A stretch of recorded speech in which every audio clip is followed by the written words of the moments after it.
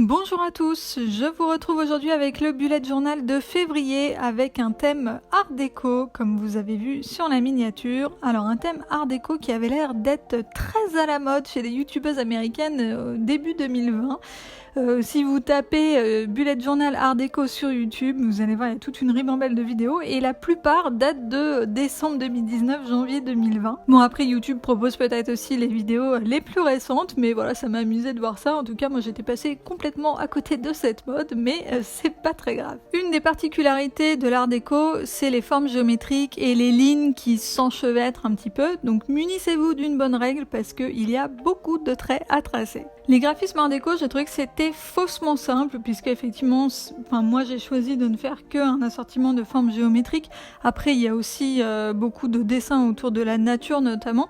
Mais là, je suis partie plutôt sur un thème plus géométrique. Et en fait, c'était pas si simple à réaliser puisque je n'ai pas recopié un dessin que j'ai trouvé. Là, j'ai essayé d'inventer quelque chose, même si j'ai repris quand même des éléments que je voyais à droite à gauche, soit sur des photos ou sur les vidéos YouTube dont je vous ai parlé juste avant. Au départ, en fait, je ne pensais pas faire tout le crayonné donc au crayon à papier, je pensais juste faire quelques repères, mais au final il faut quand même bien calculer, voir à quel moment il faut arrêter le trait, à quel moment il faut le continuer, donc au final j'ai tout fait au crayon à papier avant de repasser au stylo. À propos de stylo, j'en profite pour vous dire tout de suite que le stylo que j'utilise c'est toujours un feutre à pointe fine de chez MA. Et en fait la pointe fine s'épaissit un petit peu, en fait elle s'écrase un peu au fur et à mesure des utilisations. Donc là j'ai un trait qui est beaucoup plus épais par rapport au début quand j'utilise un stylo neuf.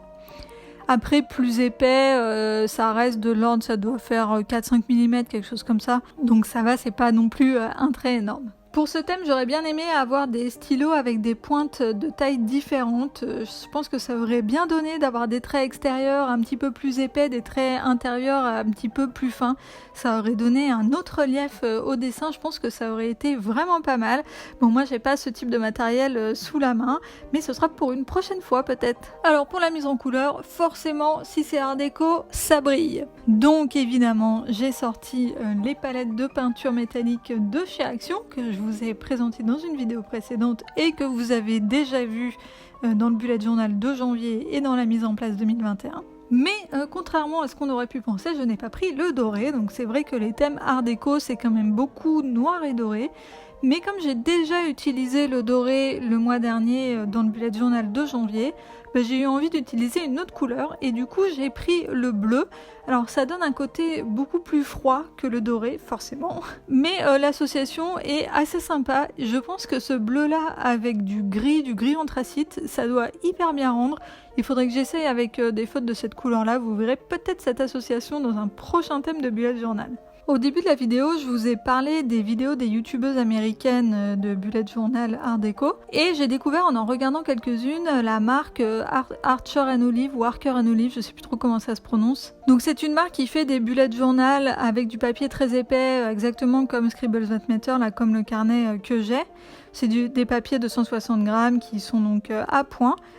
Et en fait cette marque fait aussi des blocs de papier à point, donc c'est exactement les mêmes que dans les carnets, mais de couleur, donc il y a du papier noir et du papier craft. Alors j'ai trouvé ça génial parce que du coup on peut découper des morceaux de papier et les coller donc dans le bullet journal pour faire par exemple si on veut faire un titre, on découpe un rectangle noir et puis on écrit le titre en blanc à l'intérieur. Et le fait d'avoir les points, ça permet de faire des repères, c'est vraiment très pratique.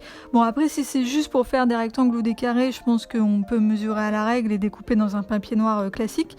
Mais en fait on peut coller carrément la page en entier et du coup on a les petits points de repère comme une page de bullet journal classique. Et il y en a plusieurs qui faisaient en fait des pages de bullet journal art déco sur du papier noir avec un stylo gel doré. Et alors ça c'était vraiment magnifique. Alors franchement si ce thème vous plaît, je vous conseille d'aller en regarder quelques-unes, même juste pour le plaisir des yeux si vous n'avez pas ce matériel parce que c'est vraiment très très joli. Du coup j'ai regardé un petit peu si les blocs là de cette marque étaient disponibles disponible en France, mais je n'ai rien trouvé. C'est une marque américaine, donc on peut commander sur leur site aux États-Unis, mais qui dit site des États-Unis dit frais de douane potentiels. J'ai pas très envie de me retrouver avec des frais de douane pour juste un petit carnet de papier. Et en fait, je n'ai pas trouvé de revendeur en France. Alors j'en ai trouvé, mais pour les carnets de bullet journal, pas pour les blocs de papier de couleur. Donc bon voilà, après j'ai pas cherché, il y a peut-être d'autres marques aussi hein, qui sont vendues en France et qui font ce type d'article. En tout cas, si vous connaissez un article similaire qui est dispo facilement en France, n'hésitez pas à me dire tout ça dans les commentaires. Pour la vue mensuelle, ce mois de février est un mois incroyable puisque il y a 4 semaines du lundi au dimanche. Honnêtement, depuis que je fais du bullet journal, je ne crois pas que ça soit déjà arrivé. Alors pour ce mois-ci, j'ai fait des cases hein, évidemment comme d'habitude, mais cette fois elles ne seront pas flottantes dans le sens où il n'y aura pas d'ombre puisque j'ai fait un dessin dans le fond comme si on avait un papier peint en fait. Donc là pour ce motif, j'ai fait des genres d'éventails avec des traits à l'intérieur. Ça c'est un dessin qui est très très courant en art déco. Donc au départ, au crayon à papier, j'ai tout fait avec un compas pour avoir vraiment des éventails qui étaient bien ronds. Par contre, j'ai repassé à la main avec le stylo. Bon, il y en a quand même quelques-uns qui sont un peu loupés, qui sont plus très ronds. Mais voilà, après refaire tout au compas, c'était quand même un petit peu long, un petit peu fastidieux. Du coup, pour ce mois-ci, j'ai fait le choix de ne pas mettre le nom du mois. En nulle part, j'ai mis le mois de février, mais je trouvais que le dessin était vraiment trop joli et du coup, j'ai préféré laisser comme ça.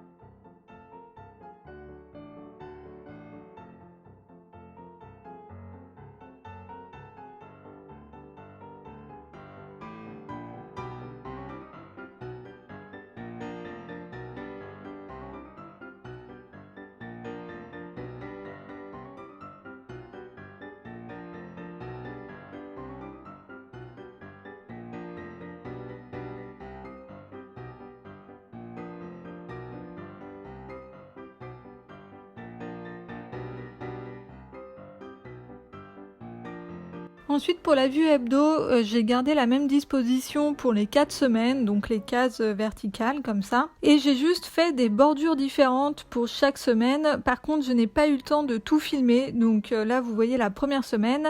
Et pour les 3 semaines suivantes, je vous donnerai rendez-vous sur Instagram pour les voir. Vous ne les verrez malheureusement pas en vidéo.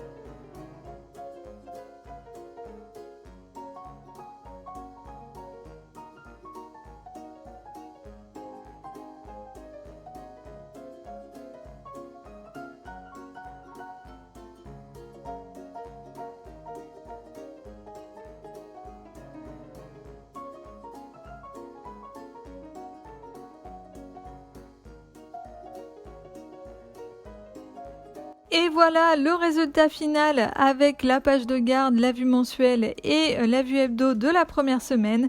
J'espère que ce thème art déco vous a plu. Si c'est le cas, n'oubliez pas de me laisser un petit pouce en l'air et n'hésitez pas également à aller faire un tour sur ma chaîne et à vous abonner si jamais les vidéos vous plaisent et que vous voulez voir d'autres vidéos de Bullet Journal. Si vous reproduisez ce thème ou que vous vous en inspirez, n'oubliez pas de me taguer sur les réseaux sociaux, ça me fait toujours très plaisir de voir vos réalisations. Et n'hésitez pas à aller checker mon compte Instagram pour voir les prochaines semaines de février.